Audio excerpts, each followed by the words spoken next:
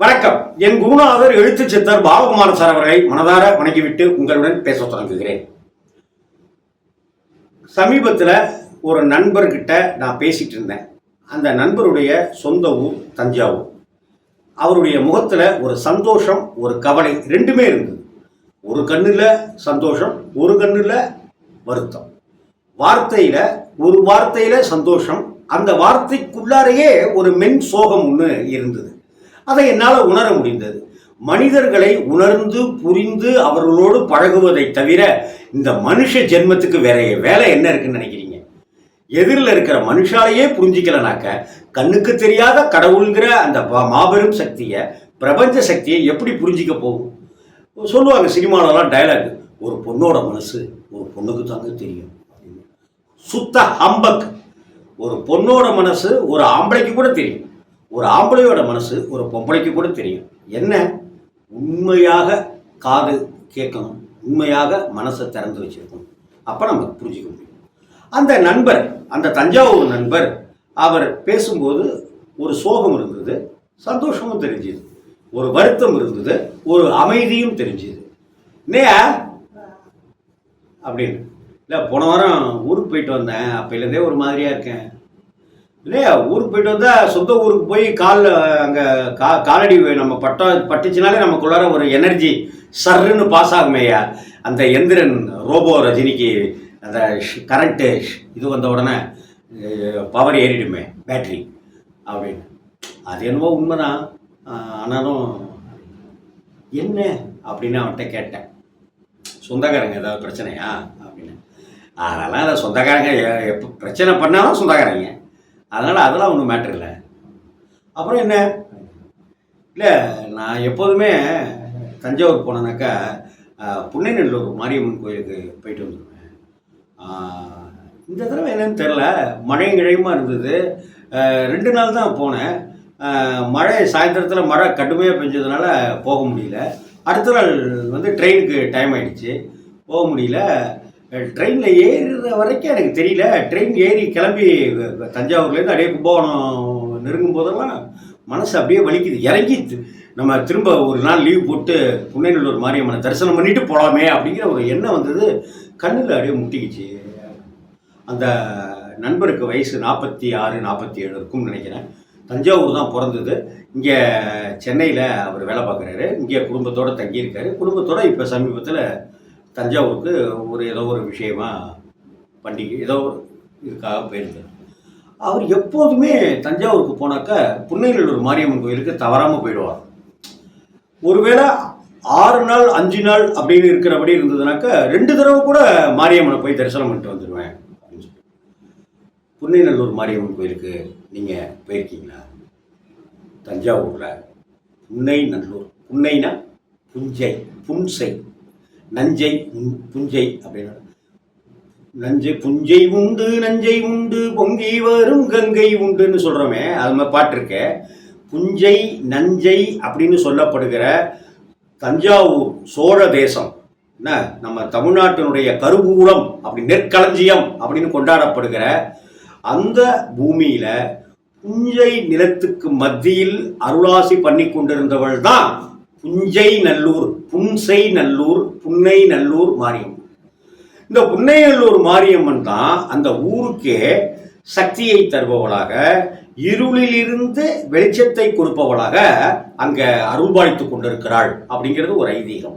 கிட்டத்தட்ட அந்த கோவில் வந்து ஒரு 1800 வருடங்களுக்கு முந்தைய கோவில் அப்படின்னும், ஒரு நிலங்களுக்கு மத்தியில், அந்த விளை நிலங்களுக்கு மத்தியில் அந்த அம்மன் இருந்ததாகவும், அதன் பிறகு சோழர்கள் காலத்தில் ஓரளவாகவும், சரபோஜி மன்னர்களுடைய ஆட்சி காலத்தில் மிகவும் சீரும் சிறப்புமாக கொண்டாடப்பட்ட கோவில் தான் புன்னைநல்லூர் மாரியம்மன் கோவில் அப்படின்னு சொல்லப்படுறது. இன்னும் சொல்லப்போனால் சமயபுரம் மாரியம்மன் கோவில் எப்படி சக்தி வாய்ந்த தெய்வம்னு உலக மக்களால் கொண்டாடப்பட்டு இருக்குதோ, இருக்கன்குடி மாரியம்மன் கோவில் எப்படி சக்தி வாய்ந்த அம்மன் கோவிலில் ஒரு கோவிலாக கொண்டாடப்பட்டிருக்கிறதோ, அதுபோல் இந்த புன்னைநல்லூர் மாரியம்மன், இருக்கன்குடி மாரியம்மன் மாதிரியே, சமயபுரம் மாரியம்மன் மாதிரியே புன்னைநல்லூர் மாரியம்மன் கோவிலும் அப்படி ஒரு சக்தியும் சாநித்தியமும் நிறைந்த கோவில். அம்பாளுக்கு இங்கே அபிஷேகம்லாம் கிடையாது. கவசத்தோடு தான் அம்பாளை பார்க்க முடியும். சரபோஜி மன்னர்கள் எந்த ஒரு விஷயம் வீட்டில் நடக்கிறதா இருந்தாலும் சரி, நடந்துட்டாலும் சரி, இங்கே வந்து அந்த மன்னர் குடும்பத்தினர் அரண்மனையில் இருக்கிற அந்த உறவுக்காரர்கள் உட்பட, மந்திரிமார்கள் உட்பட, முக்கியஸ்தர்கள் அத்தனை பேருமே வந்து புன்னைநல்லூர் மாரியம்மனை ஆராதனைகள் செய்து, புடவைகள் சார்த்தி, அங்கே அன்னதானம் செய்து வேண்டிக் கொண்டதாக அந்த கோவிலோட ஸ்தல வரலாறு சொல்லும். அந்த அளவுக்கு கண்கண்ட தெய்வமாக திகழ்பவள் தான் புன்னைநல்லூர் மாரியம்மன். இந்த புன்னைநல்லூர் மாரியம்மனுக்கு நான் முதல்ல தஞ்சாவூர் எனக்கு ரொம்ப பரிச்சயமான ஊர். என்னுடைய சொந்த ஊர் திருச்சி, தஞ்சாவூர் பரிச்சயமான ஊர். ஏன்னா எங்கள் அப்பாவுடைய ஃப்ரெண்டு அங்கே மாமா கந்தேசன் மாமா அப்படின்னு ஒரு மாமா வந்து அங்கே எங்கள் அப்பாவோட வேலை பார்த்தவர் அங்கே தான் இருப்பார் தஞ்சாவூரில். அவர் என்னை வீட்டுக்கு கூட்டிகிட்டு போயிட்டு 4 நாள் 5 நாள்லாம் தஞ்சாவூரில் இருப்பேன். தஞ்சாவூர், யாகப்பா, திருவள்ளுவர் அப்படி இப்படின்னு பல தேட்டரில் என்னை சினிமாவுக்கு கந்தேச மாமாவோட பையன் கூட்டிகிட்டு போவார். அதே போல் அங்கே பெரிய கோவில் அப்படி இப்படின்ட்டுலாம் என்னை கூட்டிகிட்டு போயிருக்காரு. காவிரியிலலாம் குளிக்க வச்சுருக்காரு, திருவையாறுக்கெலாம் கூட்டிகிட்டு போயிருக்காரு. அதன் பிறகு கூட நான் தினபூமி பத்திரிகையில் வேலை பார்க்கும்போது அங்கே திருவையாறில் நடந்த தியாக பிரம்மத்தினுடைய ஆராதனை விழாவில் நான் அங்கே போய், அப்போ என்னுடைய 18-19 வயசில் நான் அங்கே போய் கத்திரி கோபால்நாத், அனுரா, இவங்க சுதா ரகுநாதன் அப்படின்னு எல்லாம் நிறைய பேரை நான் இன்டர்வியூ பேட்டி எடுத்தது அப்படிங்கிறதெல்லாம் எனக்கு இது மாதிரியான அனுபவங்கள் தஞ்சாவூருக்கும் எனக்கும் நிறையவே உண்டுங்கிறதுக்காக நான் இதை சொன்னேன். ஆனால் தஞ்சாவூருக்கும் எனக்கும் இவ்வளவு தொடர்புகள் இருந்தாலும் கூட அந்த புன்னைநல்லூர் மாரியம்மன் கோவில் சன்னதியில் நான் முதல்ல நின்னதுக்கு காரணம் என்னுடைய குருநாதர் எழுத்து சித்தர் பாலகுமாரத்தில் தான். டே, இங்கே புன்னைநல்லூர் மாரியம்மன் கோவில் இருக்குது தெரியுமாடா அப்படின்னா. தெரியும் சார். போயிருக்கியாடா? போனதில்லை சார். அடப்பாவி, வா போவோம் அப்படின்ட்டு என்னைய தஞ்சை பெரிய கோவிலுக்கு அவர் கூட்டிகிட்டு போனார். அதுக்கப்புறம் புன்னைநல்லூர் மாரியம்மன் கோவிலுக்கு கூட்டிகிட்டு போனார். அப்போ புன்னைநல்லூர் மாரியம்மன் கோயிலுக்கு போயிருந்தப்ப அந்த மாரியம்மன் பற்றி அவர் ஸ்லாகித்து சொன்னார். அங்கே ஒரு தேவதை உட்கார்ந்துட்டு இருக்காடா அப்படின்னு. அங்கே ஒரு தேவதை உட்கார்ந்து இப்போ நீ நானும் நிற்கிறத பார்த்துட்டு இருக்கா. அப்படிப்பட்ட ஒரு மகாசக்தி பீடம் அது அப்படின்னு சொன்னார். அதற்கு பிறகு நான் 100 தடவை போயிருப்பேன். அந்த கோவிலை பற்றி 15-20 முறை எழுதியிருப்பேன். புன்னைநல்லூர் மாரியம்மனுக்கும் எனக்கும் இப்படியாக ஒரு பந்தம் வளர்ந்துருச்சு அப்படின்னே சொன்னேன். பாலகுமாரன் சார் தான் என்னுடைய குருநாதர் தான் அந்த பந்தத்தை ஏற்படுத்தி கொடுப்பதற்கு என்னுடைய குருநாதர். அவர் தானே வழிகாட்டி, அவர் தானே என் ஞான தகப்பன். அப்படியாக இருந்தார் இல்லையா. இப்போ அந்த 46 வயது அந்த தம்பி, அந்த இளைஞன், அந்த நண்பன் ஊருக்கு போனேன். 2-3 நாள் இருந்தேன்.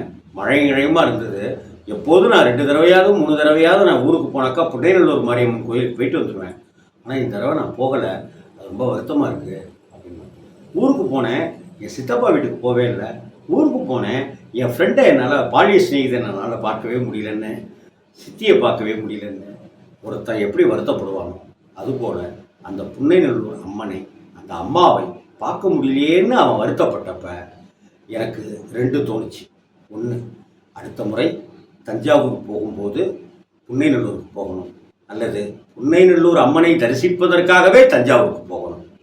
2வது விஷயம், இனிய நண்பர்களே, உங்களிடம் நான் கேட்டுக்கொள்கிற ஒரு கோரிக்கை, உங்களுக்கு வாய்ப்பு கிடைக்கும் போது தஞ்சாவூருக்கு ஒரு ட்ரிப்பு போயிட்டு வரணும்னு பிளான் பண்ணுங்க. எங்கே இருந்தாலும் சரி, ஒரே ஒரு தடவை தஞ்சாவூருக்கு போங்க. பெரிய கோவிலுக்கு போங்க, எல்லா கோவிலுக்கும் போங்க. முக்கியமாக மாலை நேரத்தில் அங்கே ஒரு 4:30 மணி 5 மணிக்கு புன்னைநல்லூர் அம்மனை தரிசனம் பண்ணுங்க. வாங்க வாங்க அப்படின்னு அந்த அம்மன் சிரித்த முகத்தோடு கண்கள் ஒளிர உங்களை வரவேற்பதை உங்களால் உணர முடியும். கண்டிப்பாக அங்கிருந்து நீங்கள் வணங்கிவிட்டு சென்ற பிறகு உங்களுடனேயே அந்த சக்தியின் ஒரு துளி உங்கள் பின்னாடியே வரும். உங்களை காவல் செய்யும், உங்களை காப்பாற்றும், உங்களுக்கு அரணாக இருந்து அருள்பாலிக்கும். அருள்பாலித்து உங்கள் அல்லல்களை எல்லாம் போகும், துன்பத்தை எல்லாம் விளக்கும், கஷ்டங்களை எல்லாம் புன்னைநல்லூர் மாரியம்மன் தீர்த்து வைப்பாள். ஒரே ஒரு தடவை ப்ளீஸ் எனக்காக அந்த புன்னைநல்லூர் மாரியம்மன் கோவிலுக்கு போய் அவளை கண்ணார தரிசனம் பண்ணுங்க. நான் சொன்னது உண்மையா பொய்யா அப்படிங்கிறது உங்களுக்கு தெரிய வரும். நன்றி நண்பர்கள்.